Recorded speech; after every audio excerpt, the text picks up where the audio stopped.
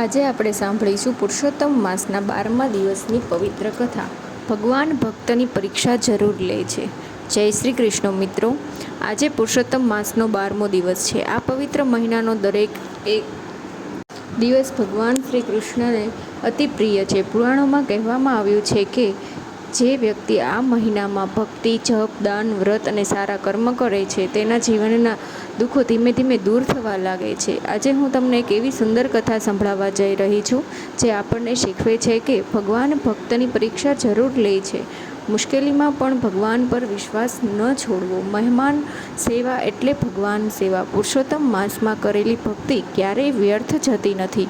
આ એક ગરીબ બ્રાહ્મણની કથા છે. પ્રાચીન સમયમાં એક નાનકડા ગામમાં એક ગરીબ બ્રાહ્મણ રહેતો હતો. તે ખૂબ જ સચ્ચા, ભોળા અને ભગવાન શ્રી વિષ્ણુના પરમ ભક્ત હતા. તેમની પત્ની પણ ધાર્મિક અને સંસ્કારી હતી, પરંતુ તેમની ગરીબી એટલી વધારે હતી કે ઘણા દિવસો તો ઘરમાં ભોજન માટે અનાજ પણ ન રહેતું. છતાં પણ બ્રાહ્મણ રોજ સવારે નદીના સ્નાન કરીને ભગવાનની પૂજા કરતો. ઘરમાં નાનું મંદિર હતું જેમાં તે દીવો પ્રગટાવીને ભગવાનનું નામ લેતો. તે રોજ પ્રાર્થના કરતો, હે પ્રભુ, મારા જીવનમાં ભલે દુઃખ હોય પણ મારી ભક્તિ ક્યારેય ઓછી ન થવા દેજો.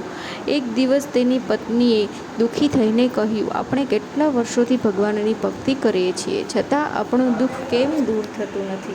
બ્રાહ્મણ શાંતિથી બોલ્યો, ભગવાન ક્યારેય ભક્તને છોડતા નથી, પણ ક્યારેક તેઓ પરીક્ષા લે છે. થોડા સમય પછી પવિત્ર પુરુષોત્તમ માસ શરૂ થયો. ગામના લોકો વ્રત, દાન અને ભજનમાં લાગ્યા. બ્રાહ્મણે નક્કી કર્યું, આ આખો મહિનો હું વિશેષ ભક્તિ કરીશ. તે રોજ ઓમ નમો ભગવતે વાસુદેવાય મંત્રનો જપ કરતો, દીવો પ્રગટાવતો. ભલે ખાવા માટે ઓછું હોય છતાં ભગવાનને પાણી અને તુલસી અર્પણ કરતો. તેની પત્ની પણ ધીમે ધીમે ભક્તિમાં જોડાઈ ગઈ. એક દિવસ બપોરનો સમય હતો. તેમના ઘરે એક વૃદ્ધ સાધુ આવ્યા. સાધુ ખૂબ થાકેલા અને ભૂખ્યા લાગતા હતા. તેમણે વિનમ્ર અવાજમાં કહ્યું, બેટા, મને ખૂબ ભૂખ લાગી છે, કંઈ ભોજન મળશે? બ્રાહ્મણ ઘરમાં ગયો. ત્યાં માત્ર થોડોક જ લોટ બચ્યો હતો. એટલું જ ભોજન રાત્રે બંને માટે પૂરતું હતું. પત્ની ચિંતામાં પડી ગઈ અને બોલી, જો આપણે આ બધું આપી દઈએ તો આપણે શું ખાશું? બ્રાહ્મણ સ્મિત કરીને બોલ્યો, આ કોઈ સામાન્ય મહેમાન નથી, ભગવાન મહેમાનના રૂપમાં પણ આવે છે. ત્યારબાદ પત્નીએ પ્રેમથી રોટલી અને થોડું શાક બનાવ્યું. બંનેએ સાધુને આદરથી જમાડ્યા. સાધુએ ખૂબ આનંદથી ભોજન જતા પહેલાં સાધુ બોલ્યા, ભગવાન તમારી ભક્તિથી ખૂબ પ્રસન્ન થશે, દિવ્ય ચમત્કાર થશે. સાધુ જતા રહ્યા. રાત્રે બ્રાહ્મણ અને તેની પત્નીએ પાણી પીધું અને ભગવાનનું નામ લેતા સૂઈ ગયા. મધરાત્રિ સમયે અચાનક આખા ઘરમાં દિવ્ય પ્રકાશ ફેલાઈ ગયો. બ્રાહ્મણ જાગ્યો. તેણે જોયું કે સામે સ્વયં ભગવાન શ્રી વિષ્ણુ પ્રગટ થયા હતા. ભગવાનના 4 હાથમાં શંખ, ચક્ર, ગદા અને કમળ હતા. તેમના ચહેરા પર દિવ્ય તેજ ઝળહળી રહ્યું હતું.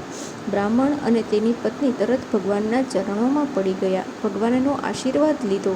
ભગવાન સ્મિત કરીને બોલ્યા, હે ભક્તો, આજે મેં તમારી પરીક્ષા લીધી હતી.